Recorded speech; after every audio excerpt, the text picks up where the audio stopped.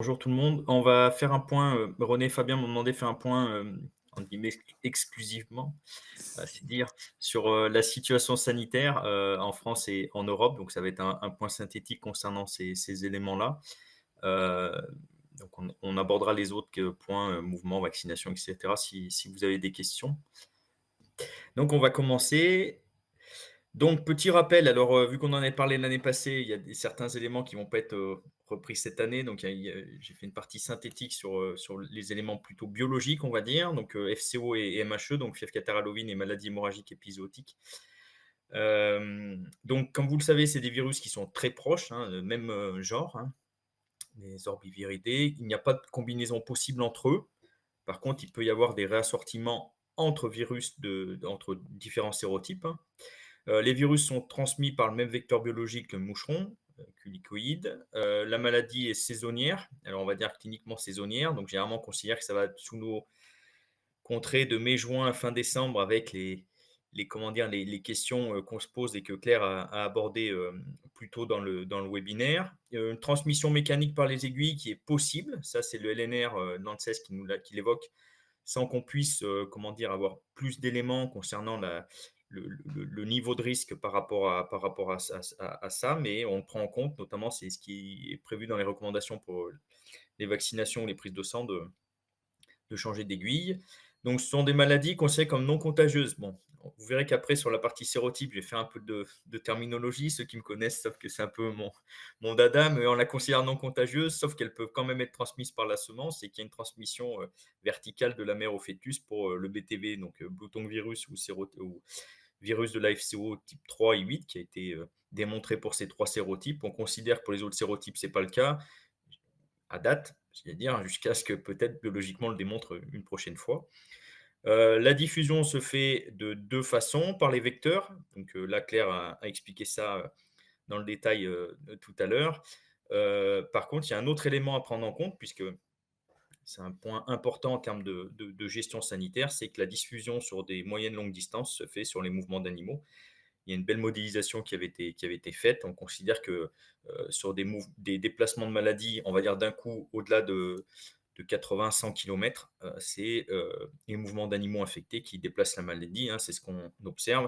Et c'est comme ça que vous pouvez, que vous avez, que le Tarn, qu'on évoquait précédemment, est atteint d'FCO3, sachant qu'il y a un saut de mouton, c'est le cas de le dire, assez important par rapport aux zones où la maladie est très présente.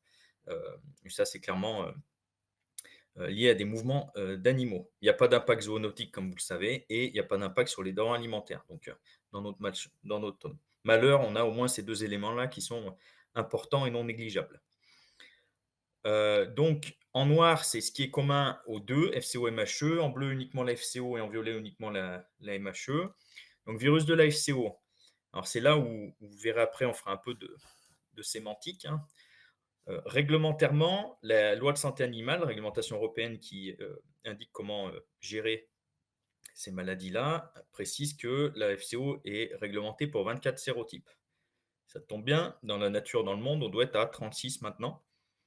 Et en France continentale, on est réglementé. C'est important, j'insiste sur le mot réglementé, pour le 3, le 4 et le 8, sachant que sanitairement, comme vous le savez, on a du 3 et du 8. Il y a du 4 en Corse. En France, l'impact clinique qu'on observe, il est pour le 3 et le 4, pas pour le 3 et le 8, comme je viens de l'indiquer. Et il y a des vaccins contre le 3, 4 et 8 disponibles. Il faut savoir que le vaccin contre le sérotype 1 existe, ce qui est utile. On espère pas l'utiliser, mais ce qui pourrait être utile avec la résurgence du 1 dans le sud de l'Espagne. Pour la MHE, il y a 7 sérotypes et on a le sérotype 8. Donc, ce n'est pas une erreur de faute de frappe, hein, c'est que biologiquement, c'est là aussi où on voit l'impact de la nomenclature. On a le sérotype 8 en France. En fait, ils se sont aperçus par la suite, les scientifiques, qu'il y avait le sérotype 1 et 3, je crois que c'était 1 et 3 qui étaient en fait les mêmes. Donc, il y a bien 7 sérotypes de MHE connus, recensés dans le monde. Et on a un vaccin depuis environ 2 mois. La maladie pour la FCO, et alors excusez-moi, c'est pas, il y a une faute, c'est pas en noir, c'est juste pour la FCO. Elle est de catégorie C et D à éradication volontaire. Pour la MHE, elle est uniquement de catégorie D et E. Alors le petit c, la petite lettre C, ça indique au niveau de la loi de santé animale, excusez-moi une nouvelle fois pour la faute de frappe sur le document, que vous pouvez mettre en place un système d'éradication volontaire et obtenir un statut indemne de la maladie. Ce qui n'est pas le cas pour la partie D et de la MHE. Par contre, dans les 2 cas, vous avez une zone réglementée de 150 km autour de chaque foyer de FCO-MHE, connu et détecté. Là, sans rentrer dans le détail, c'est là où il y avait un nœud au niveau européen qui est en train d'être géré. Enfin, ça fait plusieurs mois que c'est sur la table, puisque la MHE est donc catégorie D et E, donc moins catégorisée que la FCO qui est CDE. Et bizarrement, même si c'est un élément qu'on avait recensé il y a déjà plus d'un an, la réglementation était plus stricte pour une maladie moins réglementée, puisque notamment en cas des mouvements, il y a plus de restrictions pour les mouvements d'animaux issus de zones régulées pour la MHE que pour la FCO. La FCO, les bovins, les ovins et les caprins sont réceptifs, ça veut dire qu'ils peuvent s'infecter et ils sont tous concernés par la réglementation. Les bovins, les ovins et les caprins sont sensibles, ça veut dire qu'ils sont potentiellement tous malades et l'intensité de cette sensibilité ou de l'expression clinique varie. Alors, plusieurs facteurs, on l'a vu tout à l'heure, mais notamment du sérotype. Il y a des sérotypes qui concernent uniquement une ou deux espèces parmi celles-ci. Il y a des sérotypes qui sont absolument sans clinique associée, etc. La faune sauvage est non concernée, peut-être le chamois, le bouquetin peuvent l'être, mais épidémiologiquement, c'est très négligeable. Il n'y a pas d'impact ou de rôle particulier dans la diffusion de la FCO. La MHE, alors, les bovins, les ovins et les caprins sont réceptifs, ils peuvent s'infecter. Alors, pour rappel, l'infection, c'est la pénétration d'un virus, enfin d'un micro-organisme dans l'organisme. Et c'est pour ça qu'initialement, c'est la réglementation, même si la LSA a que 3 ans, se basait sur des éléments de connaissance qu'on avait avant, surtout que la MHE était inconnue en Europe. Donc c'est pour ça qu'ils sont tous concernés par la réglementation. Cependant, on a vu des évolutions, c'est que les caprins, on considère que la virémie est presque nulle et qui sont considérés comme non sensibles à la MHE. Les bovins sont sensibles, donc ils peuvent être malades et certains le sont. Et il y a une question sur les ovins, puisque réglementairement et historiquement, jusqu'à très peu de temps, on considérait que les ovins n'étaient pas sensibles, donc ils n'étaient pas malades du fait de la MHE. Il y a un débat scientifique là-dessus, sachant que sur le terrain, vous, enfin certains d'entre vous, ont observé des ovins qui avaient des signes cliniques évocateurs de MHE avec des PCR positifs de MHE sans qu'il y ait de la FCO associée. Et donc, on peut considérer qu'il y a des ovins sensibles. Est-ce qu'ils le sont plus ou moins? Et quand on voit notamment les zones qui étaient atteintes, peut-être que la sensibilité ovine à la MHE peut être quand même considérée comme très négligeable d'un point de vue épidémiologique. Mais ça reste des éléments, je parle sous le contrôle notamment de l'ENVT, à vraiment objectiver. Parce que entre ce qu'on connaissait jusqu'à présent et, pour citer un collègue vétérinaire, la biologie nous apprend à rester humble, c'est des choses qu'il faut vraiment qu'on objective. Les cervidés sauvages sont concernés, alors principalement c'est le cerf de Virginie. Qu'en est-il du rôle de la faune sauvage en France ou en Europe? Pour le moment, on ne le sait pas, mais de toute façon, à ce jour, ce n'est pas un élément important vu que la maladie vit très bien sa vie avec nos animaux domestiques. La situation donc sanitaire au 12. Alors, quand j'ai fait la présentation, on l'a finalisé vendredi de la semaine dernière, donc il y a pu avoir quelques évolutions depuis. C'était le cas pour quelques départements. Alors, on va faire un petit peu de terminologie. Je vais masquer ça. Concernant les termes utilisés pour la FCO et la MHE, puisque ça a pu, et ça est toujours un peu le cas, susciter des incompréhensions, des débats, mais surtout des incompréhensions sur le terrain. Donc, vous avez deux types de situations ou de terminologies qui sont utilisées et qui se regroupent souvent, mais pas tout le temps. Les termes qu'on utilise en sanitaire ne sont pas forcément les mêmes qui sont utilisés pardon, en termes réglementaires. Donc, un sérotype exotique de FCO, je parle que de la FCO parce que pour le moment, la MHE, on en a qu'un, on espère qu'on n'en aura pas d'autres, mais le raisonnement pourrait s'appliquer à la MHE également. Donc, sanitairement, c'est un sérotype qui est non présent. Ce qui est exotique, c'est que ce n'est pas sous nos contrées, qui n'a jamais été détecté sur un territoire, ou un sérotype qui est en train d'arriver pour la première fois sur une zone. Et dans ce dernier cas, il est considéré exotique jusqu'à un certain niveau de diffusion. Généralement, quand il arrive, il est plus exotique, mais on va considérer qu'il est épizootique.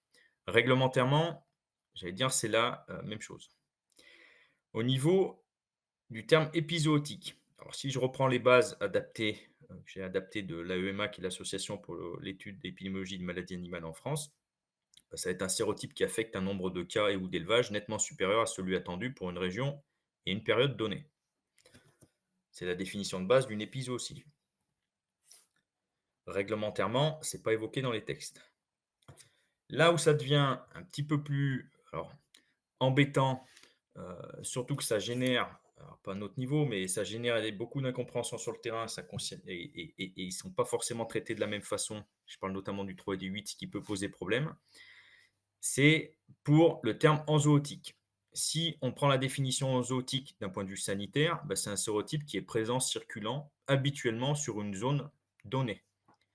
Et donc, on peut le poser d'un point de vue sanitaire à un sérotype épizootique. Alors, habituellement, ça ne vous donne pas le nombre de foyers. Vous pouvez avoir de très nombreux foyers, mais vu que c'est habituel ou c'est c'est une diffusion à laquelle on s'attend et qui ne bouge pas forcément, ça peut être plutôt des courbes assez droites, on va dire horizontales ou assez ondulées, ou enfin peu ondulées, pardon, ça sera bien enzootique, contrairement à des pics épizootiques. Vous pensez au pic de la grippe, par exemple. Voilà. Réglementairement, c'est là où ça pose un peu plus problème, puisque le terme est considéré comme l'opposé de sérotype exotique. Donc, ça va être la détection d'au moins un cas sur une zone donnée à un moment donné qui engendre la mise en place d'une zone réglementée jusqu'à ce que son absence soit démontrée. Et donc, on va voir l'impact que ça a pour nos différents sérotypes. Et après, sérotype sporadique de FCO, ben, pareil, c'est comme un tout cas sporadique, c'est une détection de façon irrégulière dans l'espace et dans le temps, et généralement de façon peu fréquente. Alors pourquoi je vous dis tout ça? Puisque là, après, on arrive à l'interprétation qu'il faut en avoir en France. Donc pour le BTV3, le BTV8, j'ai mis dans la même boucle la MHE. Donc il n'y a pas de débat, sanitairement, ils sont épizootiques. Je parle notamment pour le BTV8, puisque la réglementation s'arrête au sérotype. Nous, cette année, enfin l'année passée, on a eu une nouvelle souche, le BTV8 France 2023. Et ben, c'est pas parce que la France était réglementée pour le BTV8 depuis 2015, puisqu'on avait détecté au moins une fois de la FCO8, il y en a eu par la suite, l'ancienne souche France 2006, ben, qu'il y avait des cas cliniques. Et donc, on a bien une épiso aussi de sérotype 8 depuis août 2023 en France continentale. Et donc, en termes de gestion et de suivi, eh ben, malheureusement, et bon, c'est comme ça, c'est le même combat sanitaire, que ce soit du 3, du 8 ou de la MHE. Il y a une distinction à faire, c'est de la partie réglementaire, puisque l'un est considéré comme enzootique et l'autre est considéré comme épizootique, le 3 et la MHE. Et ça a un impact notamment en termes de suivi réglementaire qui peut être fait et qui a pu induire en erreur certains. Moi, j'ai souvenir d'échanges avec des éleveurs qui me disaient bah, je ne comprends pas, on considère que c'est enzootique. Donc finalement, je ne me suis pas trop protégé. Et finalement, il y a de l'impact clinique. Donc la distinction vient de cet aspect-là. Le BTV4 en France continentale, il est sanitairement sporadique ou absent, parce qu'on en détecte vraiment très très peu, et à chaque fois qu'on en détecte, même le LNR pense que ça peut potentiellement être des faux positifs. Et réglementairement en zootique, c'est-à-dire qu'on a des exigences réglementaires pour que les animaux de France partent aux exports ou aux échanges. Contrairement à la Corse ou le BTV4, mais c'est une autre souche. En France continentale, on a la souche balkanique, et en Corse, ils ont la souche baléare. Pour information, depuis vendredi, la Corse a également le BTV3. Le BTV1 et le BTV12, ben, sanitairement, pour le moment, ils sont exotiques en France et réglementairement, ils sont exotiques. Et je vous mets pour l'instant, on va croiser les doigts que ça soit le cas. Et vous aurez noté, c'est ce que Claire a évoqué tout à l'heure aussi, un début de réduction du nombre de cas et de foyers en France, quel que soit le 3, le 8 ou la MHE. C'est normal, les températures notamment commencent à se rafraîchir. Donc, au niveau du 12, j'ai malheureusement peu d'informations à vous donner. On a sollicité les collègues néerlandais, pardon. Il y a plein d'études en cours, donc l'origine est inconnue. Alors, c'est vrai que ça pose beaucoup de questions vu qu'il y a eu une émergence l'année passée de 3, maintenant il y a une émergence de 12. Euh, c'est quand même assez étrange. Donc, certains émettaient à un moment les hypothèses des déplacements de plantes venant d'Asie.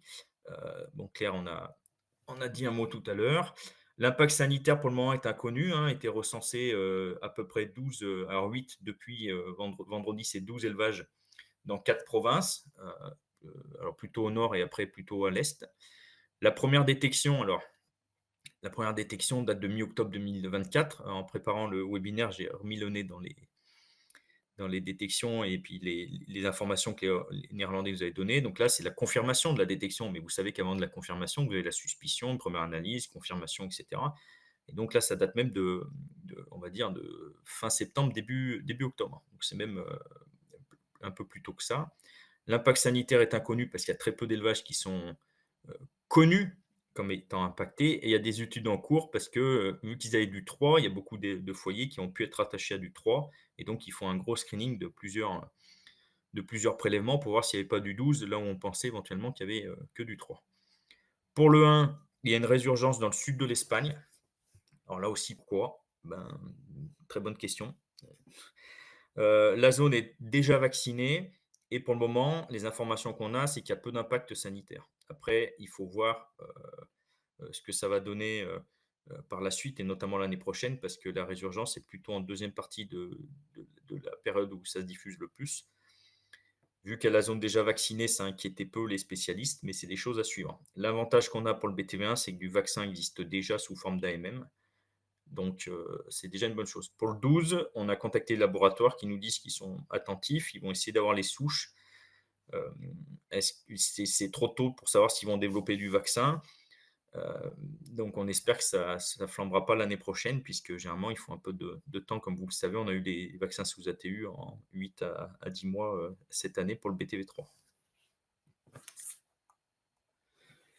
La situation concernant la FCO3 au niveau européen, donc les informations à jour à fin octobre, hein, quand j'ai fait la présentation. Donc vous voyez, hein, Pays-Bas, il y en a 2165 foyers cliniques, hein, on est à plus de 7160 ou 7200 foyers recensés. Belgique, pareil, on est presque à 4000 foyers. Il y a le Luxembourg, l'Allemagne, ça s'est déplacé un peu de partout. Une situation un peu particulière qu'on n'arrive pas à expliquer encore scientifiquement, c'était le Royaume-Uni, puisque le Royaume-Uni est en pleine période considérée comme inactivité vectorielle ou plutôt non-diffusion clinique de la maladie. Ils avaient, via la surveillance d'animaux sentinelles l'année passée, en plein de mars-avril, 100 cliniques associées, des PCR positifs sur plusieurs animaux. Et donc, vous voyez également que le 3 est arrivé au Portugal. Alors, c'est la même souche que celle qu'on a. Souche différente de celle qu'il y a en Sardaigne, qui est donc arrivée en Corse la fin de la semaine dernière, enfin au courant de semaine dernière. Mais les informations qu'on a pour le moment indiquent bien que les vaccins couvrent. C'est l'hypothèse de base et qui semble être confirmée. Ça, c'est la situation sanitaire de FCO3 avec la carte qui était à jour quand j'ai fait la présentation. Donc, c'est un petit peu bougé.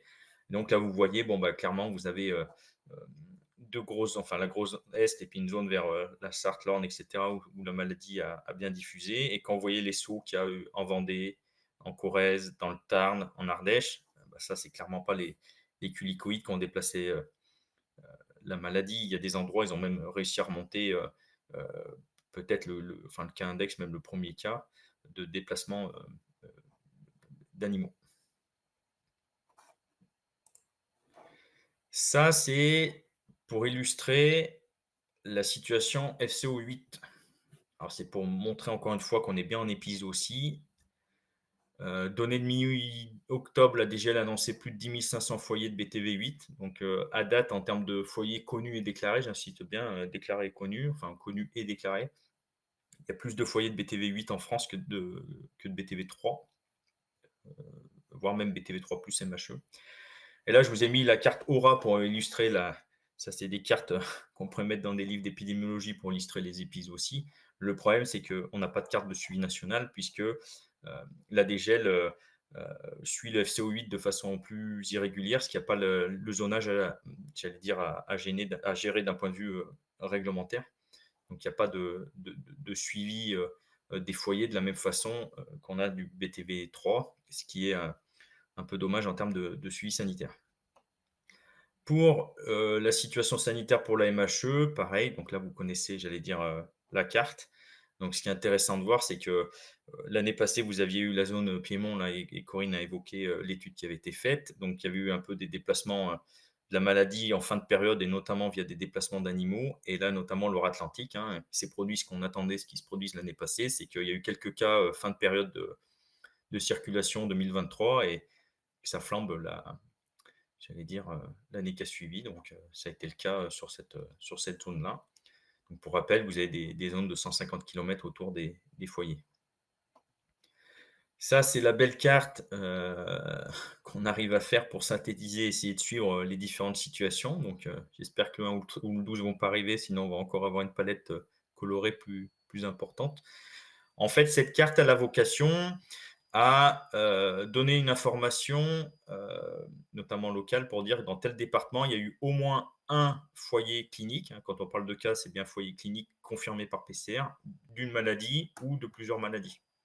Et donc, vous voyez les différentes diffusions qu'il peut y avoir, sachant que actuellement ne sont pas recensés les PCR mouvements positifs sans clinique associée, ce qui est un peu dommage en termes sanitaires, puisque comme on l'a vu notamment dans des études présentées précédemment, vous pouvez avoir des animaux qui sont vraiment infectés. De toute façon, une PCR positive en pleine période d'épizootie, ben, c'est que l'animal est infecté, donc il est source de diffusion potentielle de la maladie, mais ce n'est pas ce qui est recensé. Là, c'est vraiment des cas cliniques confirmés. Ça se base sur les données qu'on reçoit de la DGL pour la MHE, la FCO3, et pour la FCO8 qu'on reçoit notamment via le réseau des JDS, voire de laboratoires. Donc la situation sanitaire FCO3, 8 et MHE. Alors de façon synthétique, ben, vous aurez, je pense, observé que la morbidité et la mortalité intracheptale est très variable d'un élevage à l'autre. On n'a encore pas tous les éléments, les facteurs peut-être protecteurs ou facteurs aggravants. On parlait de densité de culicoïdes. Est-ce qu'il y a un effet race? Est-ce qu'il y a d'autres effets comme qualité de l'alimentation? On pense quand même, comme pour d'autres infections, que des animaux en bonne santé, sans carence et sans comorbidité répondront plus facilement à, j'allais dire, une infection. La réactivité de l'éleveur est aussi très importante. Hein. Ça peut impacter la morbidité, la mortalité, puisque les recommandations, les Hollandais avaient les mêmes, hein, les Néerlandais avaient les mêmes, Belges aussi, et c'est ce qu'on avait vu l'année passée pour le 8 et la MHE, c'est que quand un animal comment dire, commence à montrer des signes cliniques, si on arrive à intervenir rapidement, notamment avec l'utilisation d'anti-inflammatoires, on arrive à réduire l'impact de la maladie, c'est assez important. C'est pour ça que dans les recommandations, je vous rappelle qu'il est important de surveiller les cheptels matin et soir, et d'intervenir et faire venir le vétérinaire le plus rapidement possible. À 12 heures près, on arrive à avoir des évolutions non négligeables en termes d'impact. La diffusion a été très rapide de la FCO3 et de la FCO8. Certains aspects, ça nous a même surpris. Les bovins ont été atteints, les ovins ont été très fortement atteints. Là aussi, il faut insister sur cet aspect-là, hein, puisqu'on parlait beaucoup des ovins en disant les ovins sont plus atteints que les bovins, mais ça ne veut pas dire que les bovins ne sont pas atteints. C'est que les bovins sont très atteints aussi, et les ovins l'ont été encore plus. Et il y a même eu des caprins atteints, avec même des morts. Ça aussi, ça reboucle avec ce que les collègues aux Pays-Bas ont observé. Alors jusque-là, on considère que les caprins étaient plutôt pas trop atteints ou pas impactés. Et après, il est difficile d'objectiver la situation en temps réel, faute de suivi dans les troupeaux. Ce qui serait intéressant, alors ça met en exergue d'autres comment dire, besoins qu'on a en termes de suivi. Là, je fais suivi sanitaire, mais la recherche, c'était pareil. On a des fonds, on va s'en féliciter. C'est peut-être un peu dommage qu'on les ait eus après on doit être je parle sous le contrôle de Fabien René, parce que vous étiez dans la boucle aussi, mais avec Claire, on doit être à 12-13 mois par rapport où je crois qu'on avait les premières demandes, c'était fin octobre l'année passée ou quelque chose comme ça. Idéalement, ça pourrait être intéressant d'avoir les Hollandais le font, enfin les Néerlandais, je vais arriver, quand il y a des impacts comme ça, ils suivent 15-20 troupeaux par espèce, et c'est suivi de façon collective et j'allais dire centralisée au niveau national, avec un suivi local bien entendu, pour de façon standardisée, aller suivre dans le temps, toutes les semaines, voir ce qui se passe dans des troupeaux qui sont infectés. Donc 15 troupeaux bovins, ovins et caprins, donc ça fait à peu près 45 troupeaux, c'est pas énorme non plus, mais ça permet d'avoir une vision assez intéressante de l'impact qu'on peut avoir. Pour information, GDS France a lancé une enquête via son réseau pour estimer les impacts cliniques. Donc, c'est une enquête qui a été structurée dans le cadre de la plateforme ESA, puisque la plateforme d'épidémiologie en santé animale a la responsabilité technique, j'insiste, sur la surveillance et l'impact sanitaire de la FCO de la MHE. Donc là aussi, ça se fait sur base de volontariat et de fonds propres. et on essaye de recenser des informations dans les départements également pour compléter les données, que la DGEL, met à disposition, surtout des données d'un point de vue, j'allais dire, sanitaire au-delà du réglementaire. Et donc vous l'aurez compris, pour, mieux suivre ces maladies à l'avenir, ça serait, peut-être bien de prévoir sur du moyen long terme plus de moyens puisque d'autres, sérotypes vont arriver, et ceux qui sont, impliqués sur ces dossiers-là, c'est juste la quatrième fois qu'il y a une crise, en France, on va dire, et c'est vrai que c'est un peu dommage puisqu'une fois qu'on arrive à stabiliser la partie, gestion et surtout la partie, donc impact clinique et après la partie mouvement d'animaux, bah, collectivement après on passe à autre chose et comme l'a dit Claire, notamment en termes de culicoïdes, mais c'est pareil en termes de gestion sanitaire dans les élevages, en termes de même de comment oui, de gestion de façon globale. On manque d'informations, et du coup, la crise qui arrive après, 2 ans, 3 ans, 4 ans, 5 ans, 6 ans et ben, après à chaque fois on court, après les informations de façon, enfin trop tardive même, en retard. Donc peut-être qu'on va arriver à mieux suivre pour le futur. Et comme elle le rappelait, malheureusement, les données de la recherche ne sont pas celles de la gestion sanitaire, mais il faut bien commencer à un moment. Donc là, vous avez plus de détails, ça c'est vraiment sur les termes de gestion, hein, sur les informations, les documents qui sont faits. Donc c'est de la gestion, principalement avec la SNGTV, des documents avec l'ANSES et avec le CIRAD également. Il y a eu une descriptive de la mortalité bovine qui a été faite l'année passée en début d'arrivée d'épisodios FCO8, donc en zone, on va dire, Roquefort et de la MHE en zone pyrénéenne. Documents qui sont publics, qui avaient été, diffusés précédemment. Donc là aussi, dispositif OMAR a montré de façon très nette une, forte, corrélation, alors spatiale et temporelle, hein, voilà, c'est du descriptif comme le rappelait, Fabien sur d'autres études, hein. On est on émet des hypothèses, mais bon, là, il y a une corrélation qui est très, très forte et qui est vraiment impressionnante en termes en termes spatial et temporel sur, la mortalité, bovine et surtout par classe d'âge, hein, notamment, chez les plus de 24 mois, et l'arrivée concomitante de la FCO et de la MHE. Et donc voilà, donc il fallait que je fasse court, donc j'ai fait court. Je pense qu'on pourrait collectivement, on devrait essayer des webinaires sur la semaine parce qu'il y a tellement de choses à dire sur la FCO et la MHE qu'on pourrait en parler très longtemps.